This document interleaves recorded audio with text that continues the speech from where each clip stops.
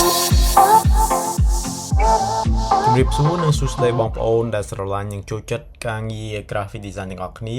សម្រាប់អ្នកដែលទើបតែចាប់ផ្ដើមសិក្សាស្វែងយល់អំពីកម្មវិធី Adobe Photoshop ថ្ងៃនេះជួបគ្នាជាថ្មីម្ដងទៀតនៅក្នុងវីដេអូរបស់ខ្ញុំដែលខ្ញុំនឹង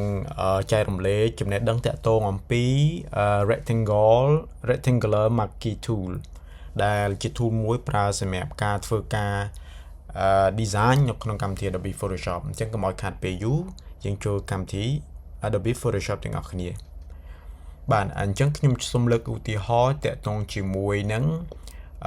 រូបភាពមួយពីព្រោះថាសម្រាប់ការប្រើប្រាស់ rectangular marquee tool គឺយើងប្រើដើម្បីធ្វើការកាត់រូបភាពនៅក្នុងកម្មវិធី Adobe Photoshop ដូច្នេះបងប្អូនអាច roll ឃើញសម្រាប់ tool rectangular marquee tool នៅផ្ទៃផ្នែកខាងឆ្វេងនៃផ្ទាំង Adobe Photoshop ដែលជារូបជ្រុងដាច់ហើយជារាងការ៉េបាទអញ្ចឹងកម្មវិធីឬក៏ tool rectangular marquee tool គឺប្រើសម្រាប់ធ្វើការកាត់តរូបភាពឬក៏ pixel ដើម្បីប្រើប្រាស់ rectangular marquee tool បានយើងត្រូវឈរនៅលើ rectangular marquee tool ហើយបន្ទាប់មកទៀតយើងអូសម៉ៅរបស់យើងមកកាន់រូបភាពដែលយើងចង់ធ្វើការគូសឧទាហរណ៍ខ្ញុំចង់ធ្វើការគូសនៅលើអក្សរ MOM បាទអញ្ចឹងយើងធ្វើការគូសវាបែបហ្នឹងបាទតែយើងត្រូវចាំថាយើងត្រូវឈរនៅលើ tool rectangular marquee tool បន្ទាប់មកទៀតយើង drag វាឬក៏យើងគូសវានៅលើផ្ទាំងរូបភាពបាទដើម្បីឲ្យចេញជារាងណាមួយគឺរាងចតុកោណឬក៏រាងការ៉េអញ្ចឹងនៅក្នុង rectangular marquee tool គឺមានរាងចតុកោណកែងក៏បានឬក៏រាងការ៉េក៏បានបាទអញ្ចឹងនេះគឺជាមុខងាររបស់ rectangular marquee tool យើងចង់ដឹងថាតើនៅក្នុង tool rectangular marquee tool យើងមានរាងអីដែលយើងអាចគូសបានខ្លះបាទជាធម្មតាវា base ទៅលើ4 tool ដែលយើងអាចធ្វើការកំណត់4រាងដែលយើងអាចធ្វើការកំណត់ទី1គឺរាងជាកែងចតុកោណកែងទី2ជារាងមូលទី3គឺជាបន្ទាត់បាទ single ហើយប៉ុន្តែវាជាលក្ខណៈជួដេកហើយបន្តមកទៀតគឺជាបន្ទាត់ដូចគ្នាដែលជាលក្ខណៈជួឈរមានន័យថាយើងគូសវាជាជួឈរឬក៏ជួដេកបាទអញ្ចឹងដើម្បីអាច access ទៅលើtool ឬក៏ shape ទាំងអស់ហ្នឹងបានយើងត្រូវចុចម៉ៅឆ្វេងឲ្យជាប់ហើយសង្កត់បាទឬក៏មួយទៀតយើងអាចប្រើប្រាស់ម៉ៅខាងស្ដាំក៏បានដែរបាទចំណុចមួយទៀតដែលខ្ញុំចង់ចែករំលែកទាក់ទងជាមួយនឹង rectangular marquee tool គឺ shortcut នៅក្នុងការប្រើប្រាស់ដើម្បីអាចឲ្យយើងធ្វើការ select ទៅតាមរាងឬក៏ shape ដែលយើងចង់បានអញ្ចឹងនៅក្នុងការដែលយើងចង់គូសរូបរាងឲ្យចេញជារាងការ៉េស្មើឬក៏រាង4ជ្រុង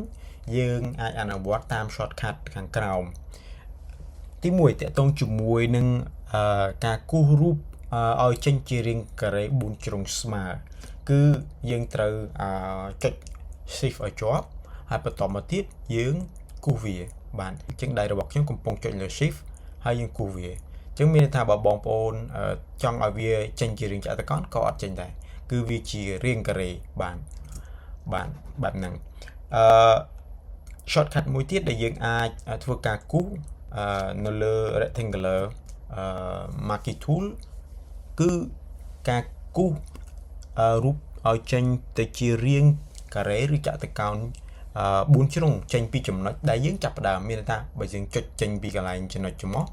វានឹងគូសចេញពីចំណុចច្រមុះបានតែបើសិនជាយើងគូសចេញពី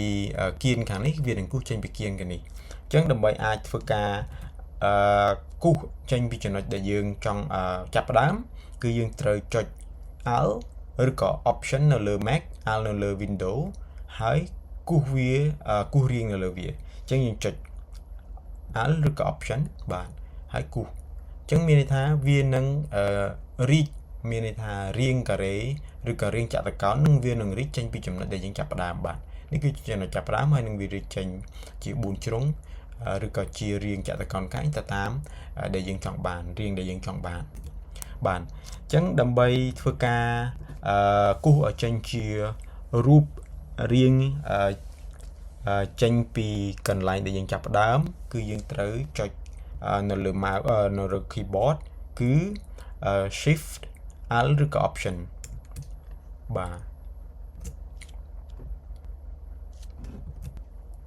ចំណុចមួយទៀតដែលបងប្អូនអាចប្រើដើម្បីធ្វើកិច្ចការងារជាមួយនឹង Marquee Tool ផងដែរឧទាហរណ៍ប្រសិនបើបងប្អូនចង់គូសបន្ថែមមានន័យថាគូសរៀងបន្ថែមនៅលើរូបភាពឬក៏ចំណុចណាមួយដែលយើងចង់បន្ថែមយើងក៏អាចប្រើ shortcut key គឺយើងចុច shift ហើយបន្តមកទៀតយើងគូសនៅលើចំណុចឬក៏ផ្ទៃដែលយើងចង់បានបន្ថែមពីលើផ្ទាំងចាស់ឬក៏កន្លែងដែលយើងគូសពីមុនបាទគឺយើងពង្រីកមានន័យថាយើងពង្រីកអញ្ចឹងខ្ញុំ zoom ឲ្យបងប្អូនមកកាន់តែច្បាស់បាទនេះពីមុនដែលយើងគូសបានម្ដងហើយប៉ុន្តែដើម្បីបន្ថែមយើងត្រូវ select លើពាក្យ shift ឲ្យជាប់ហើយបន្តមកយើងគូសនៅចំណុចដែលយើងឬក៏ផ្ទៃដែលយើងចង់បន្ថែមនៅលើផ្ទាំងដែលយើងគូសចាស់បាទនេះគឺជាការបន្ថែមដោយប្រើប្រាស់ rectangular marquee tool តើដើម្បីដោះឬក៏លុបចេញមកវិញយើងធ្វើដូចម្ដេចអញ្ចឹងដើម្បីធ្វើការលុបឬក៏ដក select ចេញពីផ្ទៃណាមួយនៅក្នុងផ្ទាំងដែលយើងបានគូសគឺយើងចុចពាក្យ alt ឬក៏ option ហើយ drag វាdown ដូចថាខ្ញុំចង់ដកវាផ្ទៃខាងលើនេះចេញចុច alt បាទអញ្ចឹងវានឹងបន្ថយបាទអញ្ចឹងមានន័យថាផ្ទាំងដែលយើងត្រូវការគឺមានប៉ុណ្ណឹងបាទអញ្ចឹងដើម្បីសេរីទៅតាមតំបន់ដែលយើងចង់បានគឺយើងអាចគ្រាន់តែចុច mouse ហើយអូសឆ្វេងស្ដាំដែលយើងចង់បានឬក៏ចង់ផ្ទៃដែលយើងចង់បានអូខេអញ្ចឹងដើម្បីធ្វើការmove ឬក៏ទាញយកនៅផ្ទៃដែលយើងចង់បានយើងគ្រាន់តែត្រឡប់ទៅ move to វិញឬក៏នៅក្នុង keyboard shortcut គឺយើងប្រើចុចលើអក្សរ V បាទអញ្ចឹងខ្ញុំចុចលើអក្សរ V បាទអញ្ចឹងយើងអាចទាញនៅផ្ទៃដែលយើងបានកាត់ចេញពីរូបភាពដើមដើម្បីធ្វើការផ្លាស់ប្ដូរឬក៏ move វាទៅកាន់ឯកសារឬក៏កិច្ចការងាររបស់យើងដែលជាការងារគោលរបស់យើងបានបាទអញ្ចឹងនៅក្នុងវីដេអូនេះខ្ញុំមានតែប៉ុណ្្នឹងហើយប្រសិនបើមានកំហុសឆ្គងសូមអធិស្ឋានហើយជួបគ្នានៅវីដេអូក្រោយបាទ